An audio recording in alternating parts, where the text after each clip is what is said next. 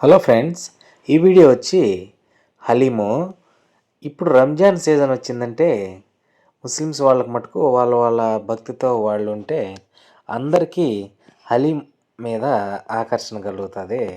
ఆ ఫుడ్ రంజాన్కే స్పెషల్గా హలీం కావచ్చు, వాళ్ళు స్పెషల్గా తయారు చేసే కీర్ కావచ్చు, దాని మీద మిగిలిన వాళ్ళకి మనసు అనిపిస్తుంది.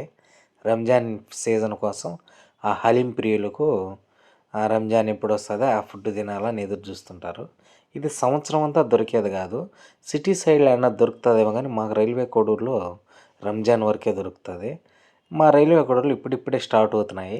నేను తిరుపతికి వెళ్ళినప్పుడు అక్కడ అందరూ ఈ విధంగా హలీం కాడ జనం ఉండి తినడానికి పార్సల్కి ఉంటే ఏమి ఇక్కడ కొత్తగా డెకరేషన్ చేస్తున్నారు అని దగ్గరికి వెళ్తే హలీము అది మొత్తం ఆ రెడ్గా ఒక క్లాత్ కప్పున్నారు.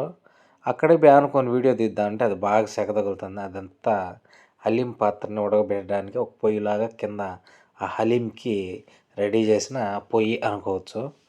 ఒరే అవునా అని అప్పుడు అనిపించింది. నా లైఫ్లో నేను ఇప్పటి వరకు హలీం అయితే తినలేదు. ఇదే ఫస్ట్ టైము. అటు వీడియో కూడా తీద్దామని ఇంకా అక్కడ తినడం నాకు కుదరలేదు. ఫ్యామిలీ అంతా వెళ్ళినాం. పార్సల్ అయితే తీసుకున్నాము టేస్ట్ చేయడానికి. పోతే నాకు కీర్ అంటే బాగా ఇష్టము. ఈ కీరు 1-2 సార్లు మట్టుకే తిన్నాను కానీ మనకు పాయసం అంటే నాకు బాగా ఇష్టము. కానీ పాయసంకి 100 రెట్లు బాగుంటుంది కీర్ అనేది. చాలా ఖర్చుతో కూడిన వంట ఆ స్వీట్ తయారు చేసుకోవడం కూడా. ఒక్కసారి ఇంట్లో ట్రై చేసాము, బాగొచ్చింది. కానీ చాలా ఖర్చు అని మళ్ళీ చేయలేదు. ఎప్పుడన్నా ఒకసారి చేసి వీడియో కూడా పెట్టాలి, చూద్దాము.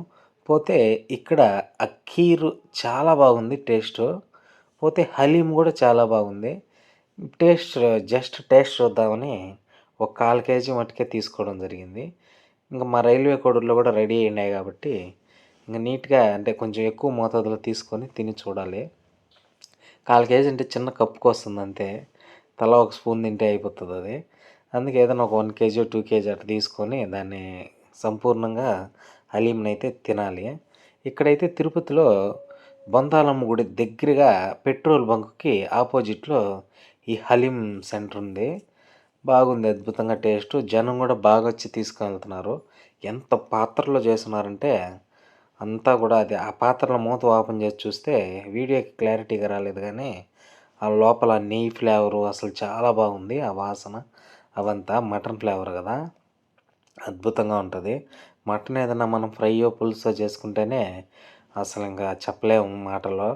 అట్లాంటిది మటన్తోనే ఒక స్పెషల్ ఐటెం చేసి వాళ్ళు హలీంని రెడీ చేస్తున్నారంటే ఎంత ఆ వాసన గుమగుమలాడుతుంటుందో అర్థం చేసుకోండి.